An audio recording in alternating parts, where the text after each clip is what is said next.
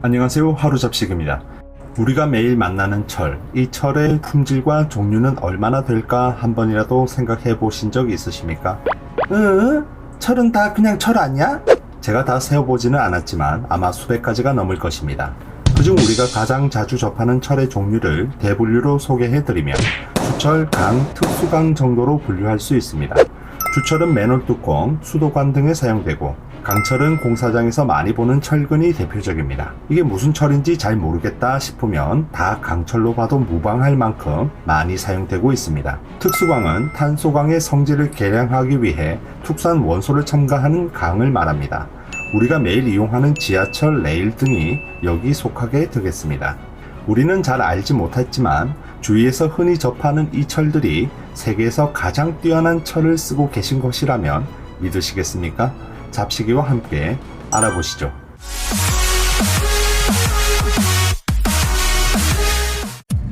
하루 한 번쯤 잡다한 지식을 재미있게 풀어드리는 하루 잡식입니다.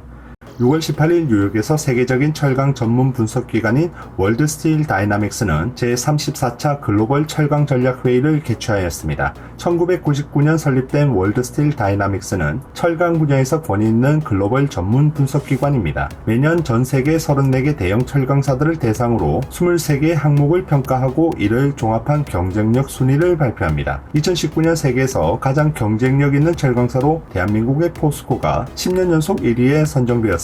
포스코 측은 보호무역주의 강화 등 어려운 판매 여건 속에서도 세계 최고 수준의 고부가가치 제품이 프리미엄 철강 제품 판매를 확대했고 사회적 가치와 경제적 가치가 선순환하는 경영활동을 적극 전개하며 투자 환경 조성 및 재무 건전성 개선 등에서도 높은 평가를 받았다고 설명했습니다.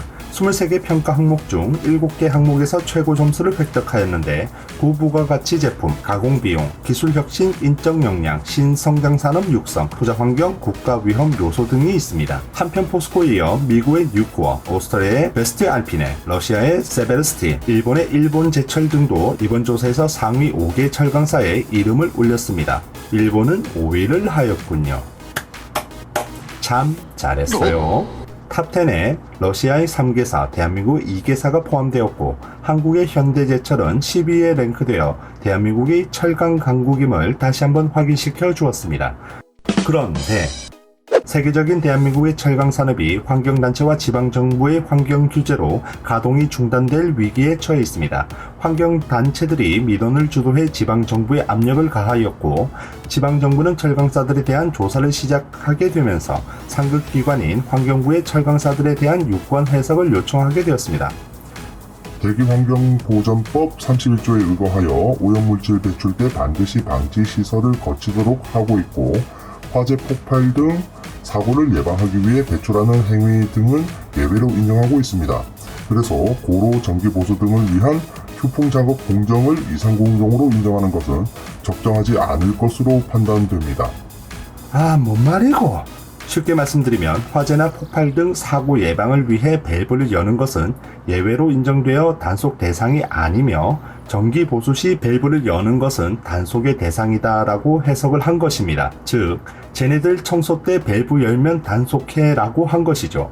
지방정부는 이를 근거로 지난 5월 포스코와 현대제철에 고의로 안전배관을 열어 대기 오염물질을 배출해온 사실을 적발했고 무단으로 오염물질을 배출했다며 10일간 조업정지 행정처분을 내렸는데요. 10일간 조업정지 처분이 충격적인 것은 행정명령을 내린 공무원분들이 관련 분야에 대해서 몰라도 너무 모른다는 데 있습니다. 이런 걸 우리는 탁상행정이라고 하죠. 제철소 고로정지기간이 4일에서 5일을 초과하면 쇳물이 굳어 재가동 및 정상조업을 하는데 최소 3개월에서 6개월까지 걸릴 수 있습니다. 이것은 그래도 고로를 살릴 수 있을 때의 이야기고 정말 최악의 순간에는 고로의 쇳물이 완전히 굳어 고로를 쓰지 못하게 될 수도 있습니다. 단속이 된 밸브 오픈 문제는 아직 그 어느 나라에서도 단속을 한 경우가 없으며 현 시점에서는 기술적으로 방지 시설을 설치할 방법이 없다는 것이 제철업계의 입장입니다. 실제로 환경 규제가 까다롭기로 소문난 독일에서조차 이 문제에 대해서는 제재를 하고 있지 않습니다. 쉽게 예를 들어 봅시다. 우리가 10년 전에 당시 규정에 맞게 집을 지었다고 가정을 할게요. 그런데 갑자기 지진 활동이 심해져서 사람들이 지진에 대해 걱정이 많아지고 철근을 많이 넣는 것으로 기준이 강화되었어요. 그런데 10년 전에 지었던 집에 철근이 부족하니 다시 넣어야 된다는 거예요. 이거를 다시 넣을 수 있는 기술적 방법이 없다고 이게 말이 되냐고 공무원들에게 따졌더니 사단법인 지진으로부터 안전을 지키는 모임이라는 단체에서 민원을 넣어서 어쩔 수 없대요. 모르겠고 위험하니까 10일간 모텔 가서 자라는 행정처분을 내렸어요. 모텔 갔다 오면 철근을 넣을 수 있는 방법이 생깁니까? 그냥 다 부수고 새로 짓는 것 말고는 방법이 없는데 나라가 지금 이리 돌아가고 있습니다.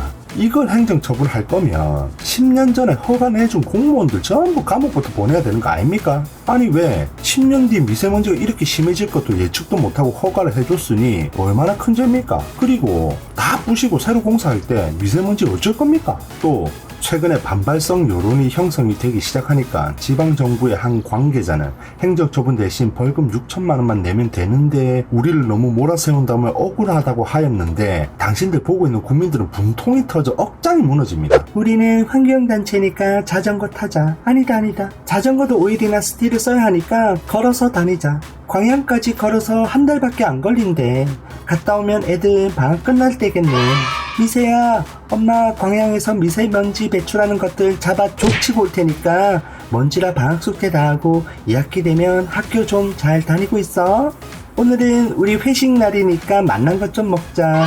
삼겹살 미세먼지 때문에 안 되니까 친환경 콩나물국, 콩비지국, 콩국 이런 거 먹으면 되지.